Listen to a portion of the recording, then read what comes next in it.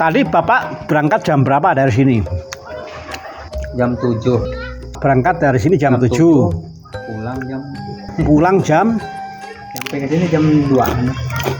Sampai sini jam 2-an. Jam 2 ya. Yang tadi sampaikan itu bagus mengenai proyek-proyek hebat yang akan dibuat oleh pemerintah yang ada kemungkinan juga berimbas ke wilayah kita. Bagus kalau bisa memanfaatkan peluang itu. Nah, saya mencoba melihat dari sisi lain. Kalau kita membuka bahan Advent, yang digunakan itu adalah Rerum Novarum. Itu kegembalaan Bapak Suci zaman dulu, tetapi sampai sekarang masih cocok.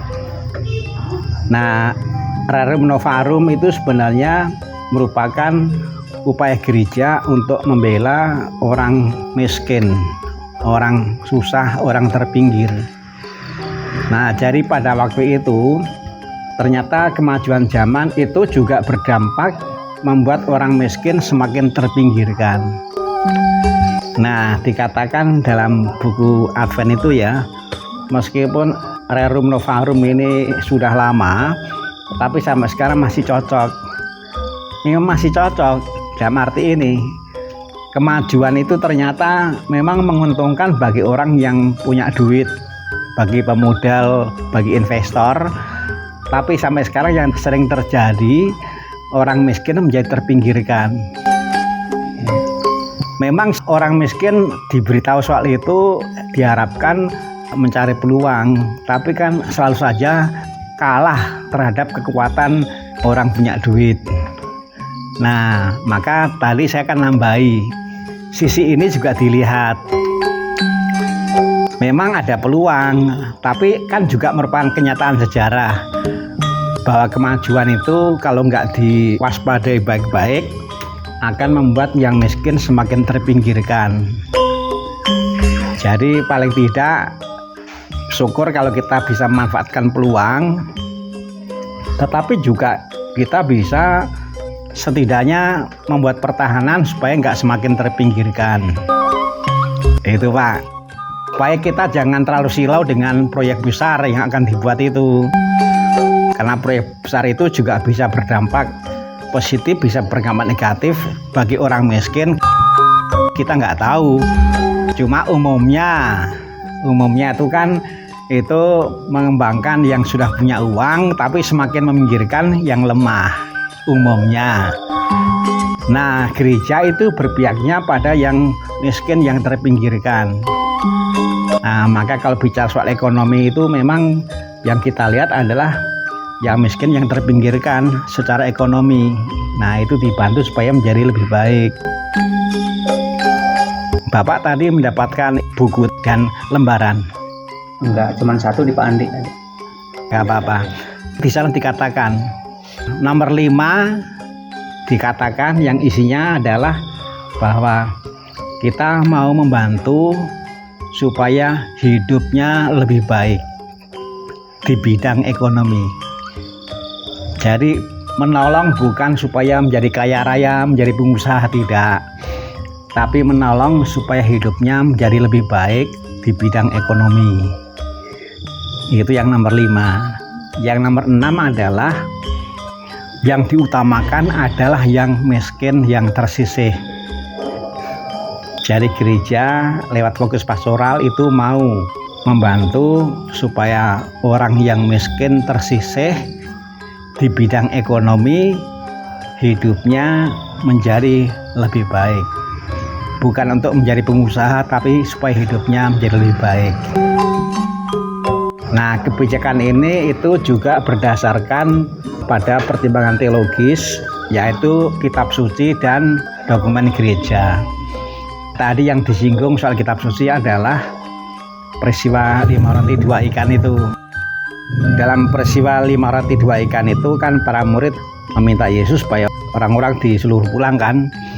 Tapi Yesus mengatakan, tidak, kamu harus memberi makan. Nah, yang dimaksud tadi dikatakan kamu harus tanggung jawab. gereja harus tanggung jawab untuk membantu supaya orang-orang yang miskin hidupnya menjadi lebih baik di bidang ekonomi.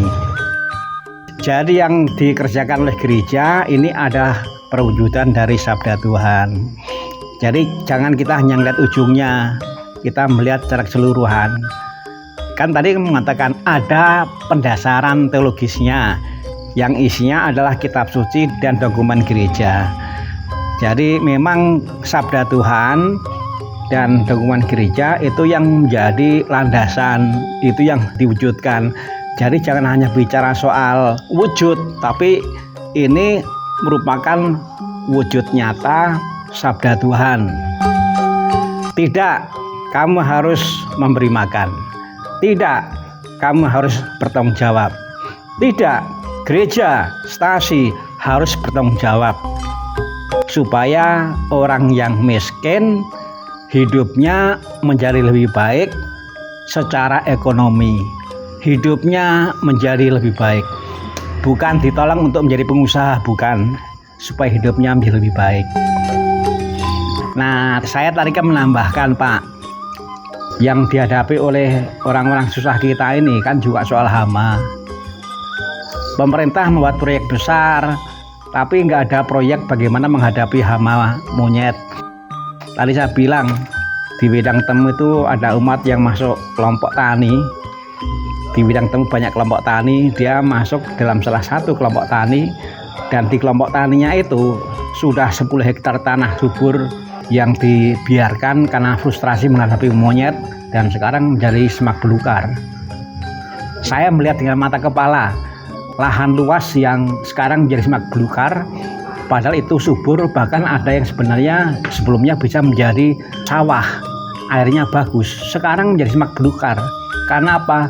Karena monyet. Saya juga mendapatkan sharing dari penjual kelapa muda. Dia bilang pada saya, waduh Pak, sekarang ini kami ini orang desa, kalau mau makan singkong harus ke kota. Karena di desa kami sekarang nggak ada yang menanam singkong, karena semua pada jerah dengan monyet. Ini kan yang menarik kan, tadi saya bilang ada proyek-proyek besar yang dibuat, tapi nggak ada proyek yang untuk membantu petani membasmi hama, nggak ada. Nah, ini juga tantangan. Jadi minimal ya kita nomor 1 mendoakan orang-orang susah di tempat ini. Yang kedua, ya nanti cari-cari siapa yang kira-kira bisa diajak untuk membantu. Tadi saya mendapatkan sharing bahwa dari sini ada berapa orang di satu desa, berapa yang berangkat? 50-an. Ada 50-an orang dari sini yang berangkat ke Klaten untuk melihat secara dekat mengenai desa yang maju ya. Maju. Nah, itu mudah-mudahan juga bisa menjadi inspirasi. Hanya kan tadi saya bilang kita jangan melihatnya dibuntut, harus dilihat dari awalnya, karena itu kan sebenarnya hasil ketekunan berjuang.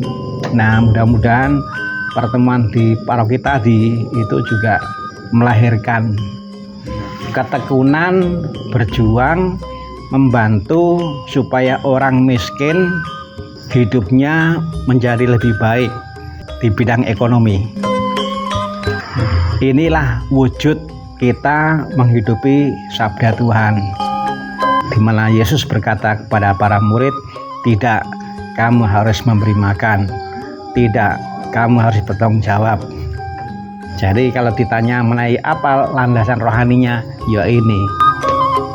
Jadi semua aktivitas orang beriman itu memang harus ada landasan rohaninya. Kira-kira tadi itu Pak, saya mau memastikan bahwa yang datang terutama yang jauh nangkep apa yang tadi disampaikan. Saya bantu sebisanya. Sekarang Bapak nangkep Pak. Sederhananya begitu Pak.